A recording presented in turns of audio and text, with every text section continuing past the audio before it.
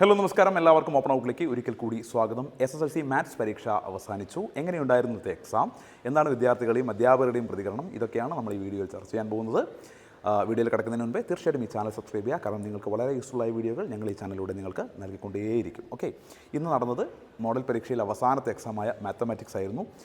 എക്സാമുമായി ബന്ധപ്പെട്ട് കുട്ടികളിൽ നിന്ന് ലഭിക്കുന്ന പ്രതികരണം എക്സാം കുഴപ്പമില്ലായിരുന്നു എന്നാണ്, ബുദ്ധിമുട്ടിച്ചില്ല എന്ന് തന്നെയാണ് ഭൂരിഭാഗം വിദ്യാർത്ഥികളുടെയും പ്രതികരണം. അതായത് സാധാരണഗതിയിൽ മാത്സ് കുട്ടികൾക്കൊക്കെ ഭയങ്കര ടെൻഷനുള്ള സബ്ജക്റ്റാണ്. എന്താ പറയുക, ടഫാകുമോ എന്നൊക്കെ കുട്ടികൾ പേടിച്ച് കയറുന്നൊരു പരീക്ഷയാണ്. പക്ഷേ ഇന്ന് വലിയ പ്രശ്നമൊന്നും ഉണ്ടായിരുന്നില്ല. ആശ്വാസത്തോടു കൂടി തന്നെയാണ് പരീക്ഷ ചെയ്തത്, സമാധാനത്തോടു കൂടി തന്നെയാണ് പുറത്തേക്ക് ഇറങ്ങിയെന്നാണ് കുട്ടികൾ പറയുന്നത്.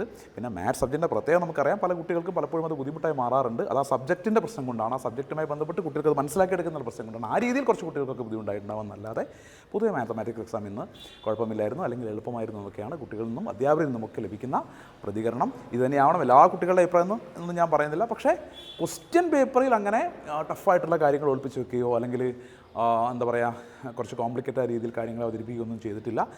ടെക്സ്റ്റ് ബുക്ക് ബേസ്ഡ് ആയിട്ട് ഒരുപാട് ചോദ്യങ്ങൾ തന്നെ വന്നിട്ടുണ്ട് എന്നും അധ്യാപകർ പറയുന്നുണ്ട്. സോ ഈ രീതിയിൽ നോക്കുമ്പോൾ മാത്സ് ഇത്തവണ വലച്ചിട്ടില്ല കുട്ടികളെ. സമാധാനമാണ്, ആശ്വാസമാണ് പരീക്ഷ കഴിഞ്ഞപ്പോൾ എന്നാണ് കുട്ടികളിൽ നിന്ന് ലഭിക്കുന്ന പ്രതികരണം.